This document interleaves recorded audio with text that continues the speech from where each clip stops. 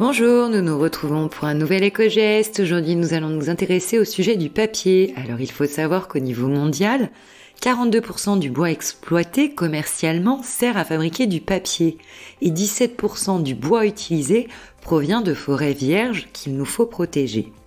Alors en France, nous en avons consommé 8,5 millions de tonnes de papier en 2019, ce qui représente par habitant un petit peu plus de 126 kilos. Un chiffre en baisse, mais qui a néanmoins un impact sur l'environnement. En effet, la production de papier est très gourmande en eau, en énergie, et elle émet des polluants. Alors il existe des papiers qui vont nous permettre de minimiser notre impact sur l'environnement, justement. Alors pour les produits finis, il y a par exemple des labels qui s'intéressent au cycle de vie complet du papier, comme par exemple l'écolabel européen. C'est un label qui est utilisé pour garantir que le papier a moins d'impact sur l'environnement et ce label garantit qu'au moins 70% des fibres de bois proviennent de forêts gérées durablement. Les critères d'attribution de l'écolabel européen sont basés sur des critères environnementaux, comme par exemple limiter les rejets de substances toxiques ou réduire les risques environnementaux lors de la production, mais également des critères de performance. Il y a également le label NF Environnement. C'est un label qui est délivré par l'AFNOR, une certification qui apporte la garantie d'acheter l'un des meilleurs produits d'un point de vue performance environnementale. Il y a également l'Ange Bleu, c'est un label qui impose des exigences fortes sur l'incorporation de fibres recyclées avec un taux minimum de 75%. Il a été développé par le gouvernement fédéral allemand en 1978.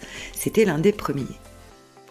Et puis, il y a également l'écolabel nordique qui garantit que le papier contient des fibres de bois issues de forêts gérées durablement pour des fibres vierges à hauteur d'au moins 30% et pour des fibres recyclées à hauteur d'au moins 75%. Créé en Norvège en 1989, c'est un label qui est très utilisé dans les pays scandinaves et son attribution est accordée après audit par un organisme indépendant. Enfin, certains labels s'intéressent plus particulièrement à l'origine de la fibre. Celles qui sont les plus vertueuses sont fabriquées avec du bois en provenance de forêts gérées durablement ou proviennent de ressources recyclées. Parfois même les deux. Pour ces labels, on citera le label FSC, mais également PEFC. Alors, vous l'avez compris, l'usage du papier recyclé est intéressant, sa production consomme nettement moins d'eau, moins d'énergie et elle génère moins de déchets chimiques. Mais en plus de ça, il faut savoir qu'une même fibre peut être réutilisée en moyenne entre 2 et 5 fois. Alors il y a toutefois un bémol, une étude qui a été publiée en octobre 2020 dans Nature Sustainability a démontré un inconvénient. La production de ces papiers recyclés émettrait davantage de CO2 que le papier non recyclé. Pourquoi ? Tout simplement car l'énergie utilisée pour produire ces fibres recyclées provient moins souvent d'énergie renouvelable. Alors nous, on va miser sur le fait que les fabricants vont passer rapidement à des énergies plus vertes et on va quand même continuer à privilégier le papier recyclé. On l'a compris, il a quand même de nombreux avantages, de nombreux atouts à défendre ce papier recyclé.